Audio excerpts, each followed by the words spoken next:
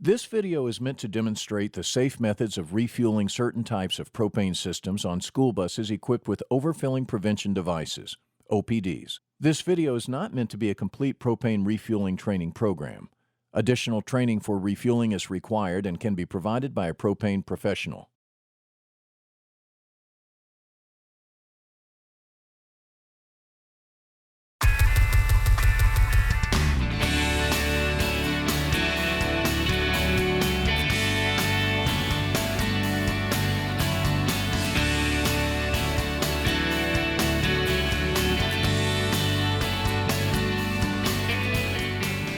Propane-powered school buses are a safe and economical alternative to buses that run on gasoline or diesel fuel, and they're better for the environment because they have fewer emissions.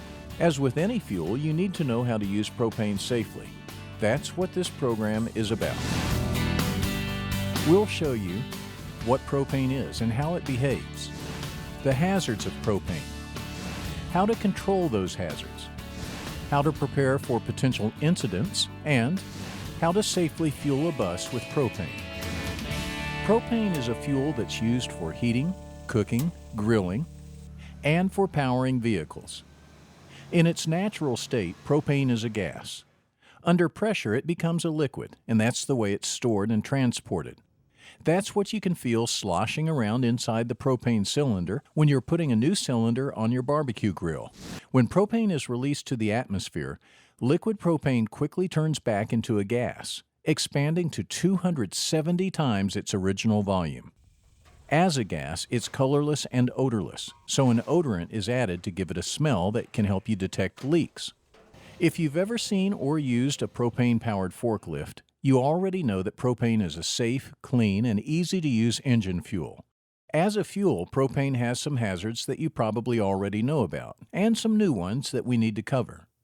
When you understand the hazards, you can control them, and that will keep you safe on the job. Like gasoline, propane is flammable. It can be ignited by an open flame or any other source of ignition. Because a liquid propane leak expands to a very large volume of gas, the gas can travel far and can reach a distant ignition source. Propane can be ignited by a spark, including a spark from an engine or a spark caused by static electricity.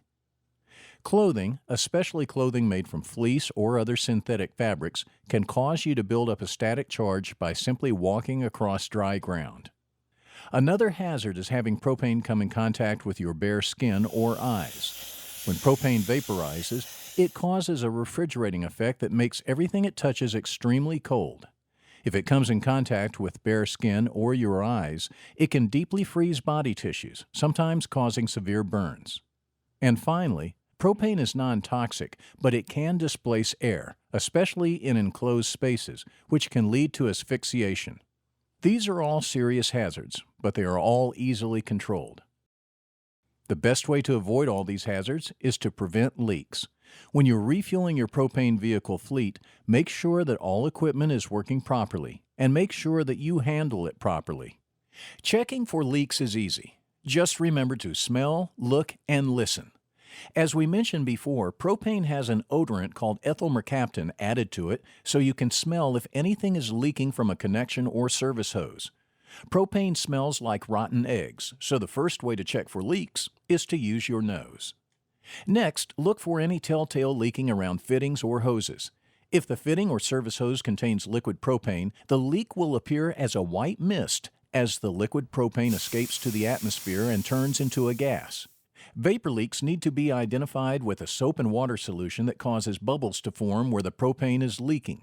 Finally, listen for the sound of propane escaping your vehicle, propane equipment, or tanks. Any hissing sounds could mean there is a leak. Be certain that any open flames or other sources of ignition are kept away from refueling areas. Before you start refueling your bus, touch your bare hand to a metal fence or some other grounded object to discharge any static buildup. To protect yourself from freeze burns, wear personal protective equipment, often referred to as PPE. Wear coated gloves like these and a long-sleeve shirt or jacket, along with safety glasses or goggles to protect your eyes. As with all combustible fuels, even if you follow all safety precautions, you should be prepared in case an incident occurs. In case of an uncontrolled leak, follow these steps. Start by activating your emergency shutdown switch to close the main valve on the supply tank. Eliminate any sources of ignition. Evacuate the area and call the fire department. To prepare for fires, make sure that you have a fire extinguisher mounted close to the filling area. This should be at least an 18-pound dry chemical extinguisher with a BC rating. Keep in mind, though, that fire extinguishers are not intended to put out propane fires and have a limited application area. They are only effective for small fires, such as those involving combustible materials, and can limit the fire to allow enough time for people to escape the area. And if you come in contact with propane on your bare skin, be aware that this can cause freeze burns that may need medical attention. Now, let's talk about refueling your vehicles. When used as an engine fuel, propane is kept under pressure to maintain it in its liquid form. When propane is in the liquid form, it behaves a lot like gasoline or diesel fuel. It's measured in gallons and travels through a hose from the dispensing station into the vehicle fuel tank. All propane tanks, from huge storage facilities to the tank on your barbecue grill, are filled to 80% of the tank's capacity. This gives the propane room to expand as the outside temperature rises. If the pressure in the tank gets too high, propane can release from the relief valve, and that can cause trouble. To make sure that you don't overfill the propane tanks on your vehicles, each tank is equipped with an automatic overfilling prevention device, OPD. The OPD is designed to automatically shut down the filler valve once the tank has reached the maximum permitted filling capacity. Your vehicle can be filled safely and reliably using only the OPD. When all your safety practices and preparation are set, you are ready to dispense propane to fuel a bus. The first step is inspection. Motor fuel tanks are built to ASME specifications. ASME is the American Society of Mechanical Engineers. Before you fill an ASME fuel tank, it should be inspected. Look for any leaks or visible damage to the school bus's tank, valves, or service lines, and listen for any signs of leaking. Once the fuel system has been inspected, you can refill your vehicle. Now it's time to inspect your dispensing equipment. Take a look at the equipment and check for signs of damage or areas that could be leaking.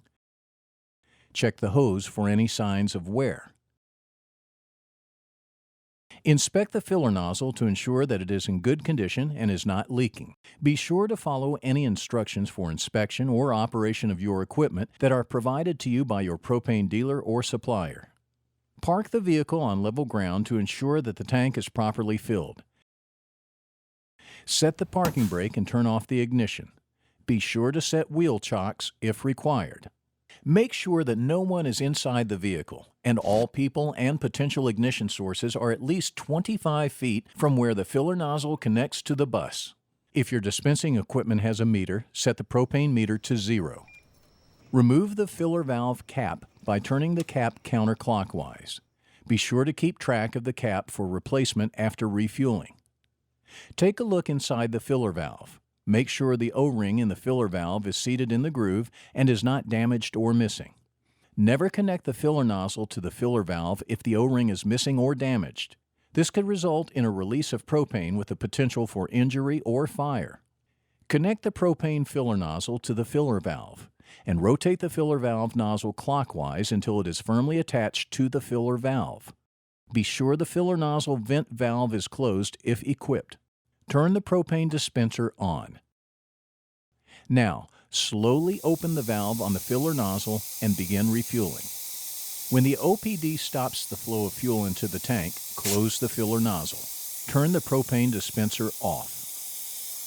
Slowly loosen the filler nozzle or slightly open the filler nozzle vent valve, if equipped, to vent any liquid propane trapped between the nozzle and the filler valve. Wait until the pressure releases before completely disconnecting the filler nozzle. Carefully remove the filler nozzle by rotating the nozzle counterclockwise and return it to the dispenser. Then check for leaks on the filler valve and connecting piping before replacing the filler valve cap. Remember, the automatic OPD valve on your vehicle is designed to stop filling when the tank reaches 80% full, which is the tank's maximum propane capacity. When the dispenser is not in use, or any time that a qualified dispenser operator is not present, the dispenser should be shut down and secured. The shutdown procedure should make sure that the dispenser operating valves are closed. Transfer hoses are secured in their designated locations. The dispenser cabinet or fence gates are closed and locked. A propane decal is required on propane-powered vehicles. This decal alerts emergency response personnel that the vehicle has propane containers. The decal should be in the lower right of the rear of the vehicle, above the bumper. Propane is a safe and easy-to-use fuel for your fleet. You'll see the rewards in better engine life and cleaner emissions, too. You've seen how propane behaves and how to protect yourself and others from the potential hazards of using propane. You've also seen, step by step, how to inspect your equipment and how to properly dispense propane into a bus. After a while, refueling your fleet vehicles with propane will become second nature. But don't take shortcuts. Remember that safe propane refueling depends on you.